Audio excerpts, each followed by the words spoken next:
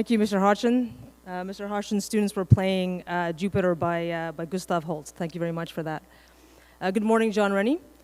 As today's Remembrance Day, we will be commemorating our veterans. We will be gathering at memorials in more than 2,000 cities and towns and villages throughout Canada. We will stand with our hats off, with our heads bowed, and we wear a poppy. It's a time to reflect about friends and family, maybe some ancestors that have served our country. We participate in a simple but moving ceremony to honor Canadians who paid the supreme sacrifice, some of them the same age or not much older than our own Sec 5 students. We honor the many Canadians who have served and given their lives for us in war and served in other missions throughout the world. These are our community members, our colleagues, our friends, and our family, and we honor you and we thank you. We would like to acknowledge that Friday, November 8th was officially Indigenous Veterans Day, and we would like to open our ceremony with the reading of the land acknowledgement by Clara Gesualdi.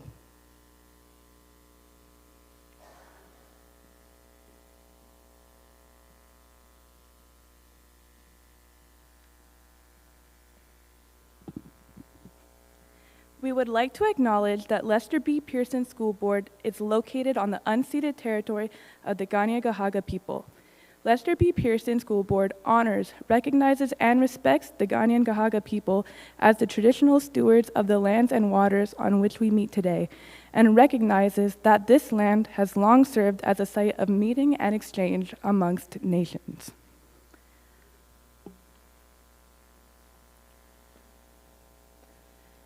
Would you all please rise for the national anthem played by Mr. Hodgson's music students and sung by Clara Gesualdi.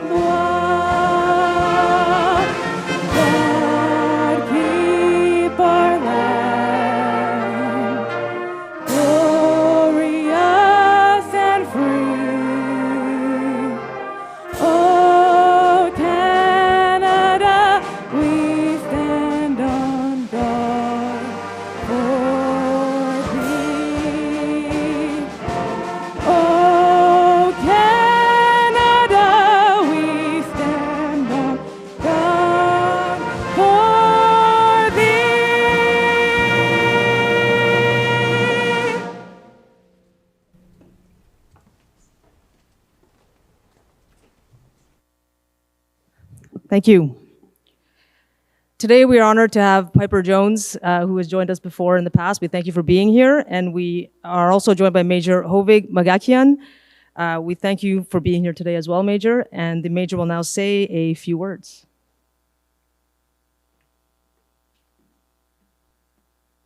So, hi, nice to meet you. My name is Major Hovig Magakian, and I'm a current serving member of the Canadian Armed Forces. I had the honor of receiving about 200 tins from this school while I was in Latvia, and that really touched a lot of the spirit of a lot of soldiers there. Just to note, the thing that soldiers love the most is to be appreciated and to have people remember them. And we're here today talking about remembrance and sacrifice. And for a lot of people, sacrifice is just a word, especially when it's in high school or junior high. It's a word that doesn't have meaning and doesn't have an actual tangible connection to anybody. And that's the goal. All these soldiers who sacrifice their lives, sacrifice so that you would not have to. So when I think of remembrance and sacrifice, those are actions that are in the past. They're already done. We're here to remember their actions and their sacrifices. And I think about the fact that all the names on these cenotaphs, all the names of all the students or parents that died, isn't just their sacrifice, it's a sacrifice of the families. Those families sacrificed all the weekends with their dad, all the experiences they would have had with their parents, their brothers, their sisters. The sacrifice is continuing. So they sacrifice every day. They sacrifice the joy they could have experienced. They sacrifice the life they could have had, and they sacrifice it for us. So when we talk about remembrance, those are things that have already happened, and it's our duty to remember. But to give you a little bit of agency in your life, it's important to remember that you also have the agency to stop sacrificing others. So moving on as you crest over into adulthood or move on to other parts of your life, take action to prevent the sacrifice of others. I'm a father too.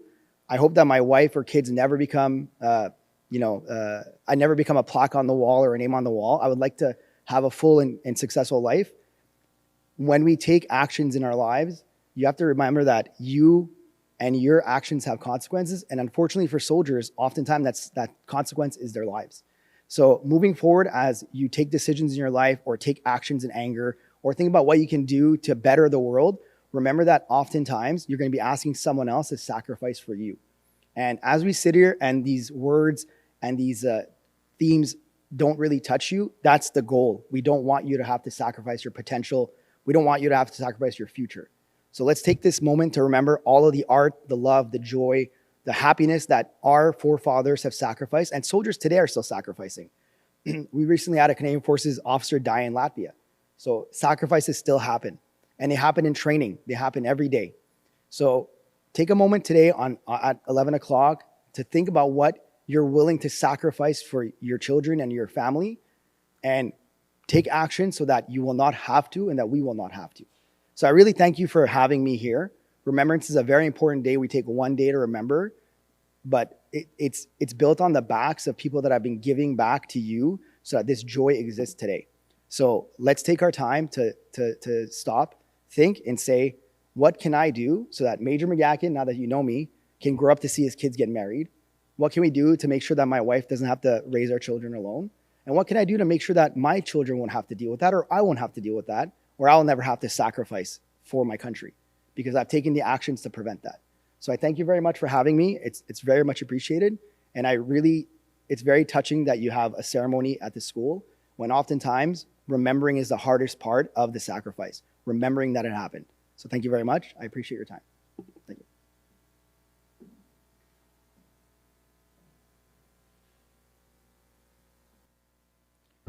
Thank you very much for those important words, Major.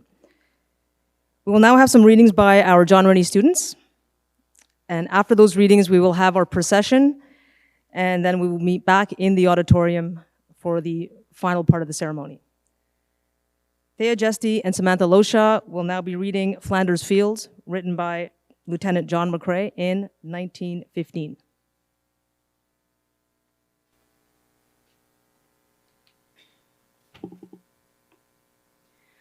In Flanders fields the poppies blow, between the crosses, row on row, that mark our place in the sky, the larks still bravely singing, fly.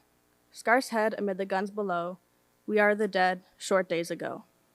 We lived, felt dawn, saw sunset glow, loved and were loved, and now we lie in Flanders fields.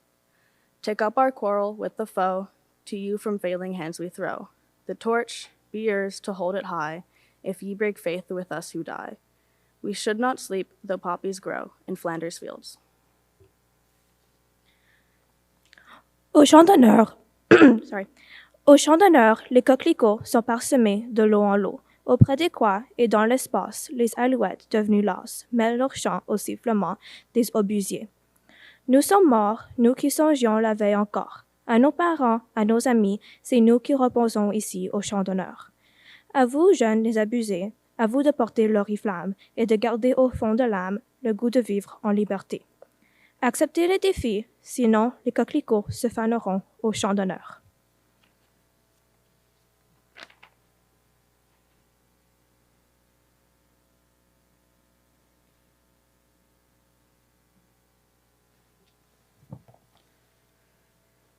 Cassie Ibarra will now share a small excerpt of a soldier's story.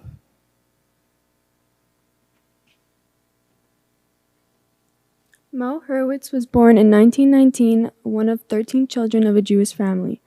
He had immigrated to Lachine, Quebec An exceptional hockey player, he turned down a tryout to the Boston Bruins in the early days of the Second World War, saying, "There's no time to play hockey when millions of my brothers are getting killed in Europe."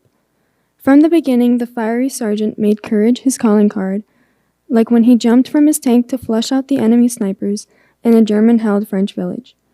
Hurwitz followed up that courageous act of bravado when he single-handedly rushed a German machine gun position in a Dutch farmhouse, knocking out the enemy resistance and taking 23 prisoners. Sergeant Hurwitz would earn both the Military Medal and the Distinguished Conduct Medal for his heroism, but he would not survive the war. In 1944, he was shot in the back and captured, dying of his wounds in a German field hospital a few days later.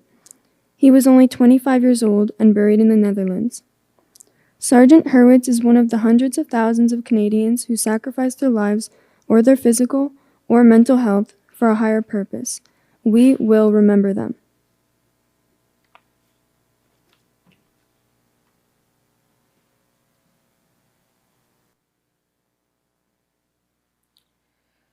We will now start the procession.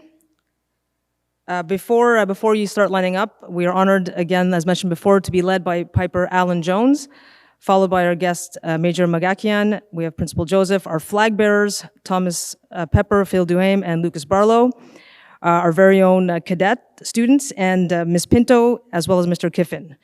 We are pleased to have Mr. Kiffin's students and Ms. Tancheva's leadership students in the cortege carrying poppies created by our very own students. Thank you to everybody for honoring these veterans by preparing for today. We will walk through the entire school. We ask that you remain silent and respectful throughout the full procession. And teachers, you may now have your classes lined up outside in the hallways, outside your respective classrooms. Thank you.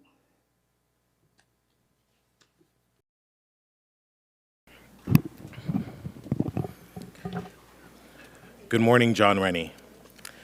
Today we gather to honor and remember those who have served and continue to serve in Canada's military, particularly those who made the ultimate sacrifice for our freedom and peace. Remembrance Day on November 11th is not just a day of reflection, but a day of gratitude, of understanding the values of what has been fought for, and of recognizing the ongoing importance of peace in our world. This day marks the end of World War I. At the 11th hour, on the 11th day of the 11th month in 1918.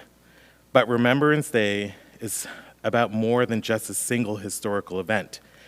It is about all the wars and conflicts that have shaped our world and those that have served in them.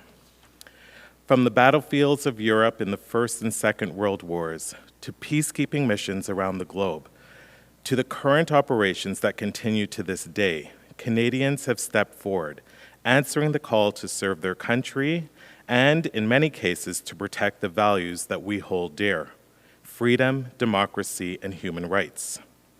As high school students, it might be hard to imagine the lives of those who lived through these challenging times, but we can still honor their memory by learning about their experiences and by considering the impact of their sacrifices.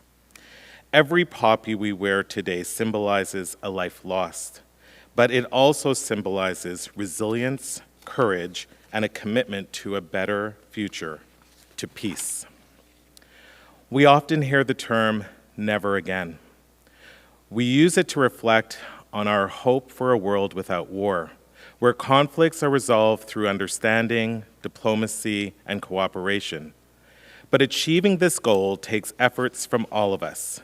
Effort in recognizing the value of peace, the importance of unity, and the necessity of respect for one another, no matter our differences. Today, let us think of those who served, not just as soldiers, but as their family and their friends. They had hopes and dreams just like us. They left families behind, and many never returned home. Those who did return often carried the invisible wounds of war, wounds that are just as real and lasting as physical injuries. They deserve our support, our respect, our remembrance. It is also important to remember that Remembrance Day is not only about reflecting on our past wars, but also recognizing the ongoing work of our armed forces today. Canadian troops continue to serve in peacekeeping missions and humanitarian efforts around the world. By supporting them and learning about the work that they do, we can help to ensure that their efforts are not forgotten and that they will be recognized for their dedication to global peace. Through projects like Tins for Soldiers, John Rennie supports our troops. So as we stand in silence later today to observe a moment of remembrance, let us all take a moment to think not only of the past, but our role in shaping a peaceful future. Let us remember that our choices, whether big or small, can contribute to a world where peace is a rule, not an exception. In conclusion, Remembrance Day is more than just a ceremony. It is a call to action, to make sure that the sacrifices of those who have served are not in vain. It is a reminder that we all have a part to play in building a world that values peace, freedom, and justice for all. Thank you, lest we forget.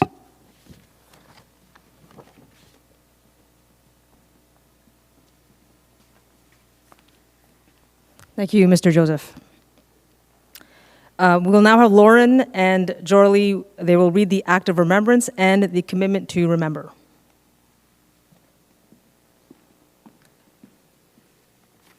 Act of Remembrance. They shall grow not old, as we that are left grow old. Age shall not weary them, nor the years condemn. At the going down of the sun and in the morning, we will remember them. L'acte du souvenir. Ils ne vieilliront pas comme nous, qui leur avons survécu. Ils ne connaîtront jamais l'outrage, ni le poids des années. Quand viendra l'heure du crépuscule et celle de l'aurore, nous nous souviendrons d'eux. Commitment to remember. They were young, as we are young. They served, giving freely of themselves. To them we pledge, amid the winds of time, to carry their torch and never forget. We will remember them. Promesse de souvenir. Ils étaient jeunes, jeunes comme nous. Ils ont servi, donnant généreusement d'eux-mêmes. Nous leur promettons, en dépit du temps qui passe, de porter le flambeau et de ne jamais oublier. Nous nous souviendrons d'eux.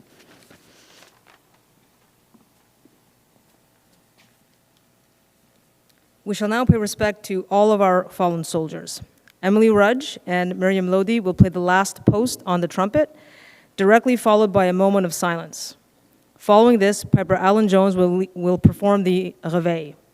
We ask that you remain silent during these moments.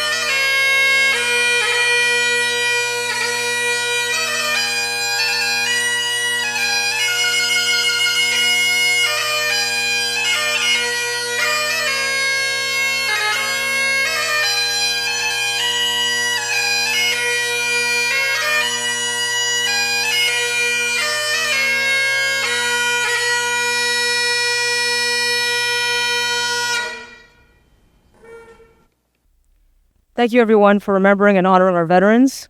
We thank Piper Allen Jones. Thank you very much for being here. We thank our guest, Mr. Major Bagakian.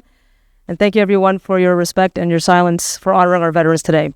You can resume your classroom activities. Thank you.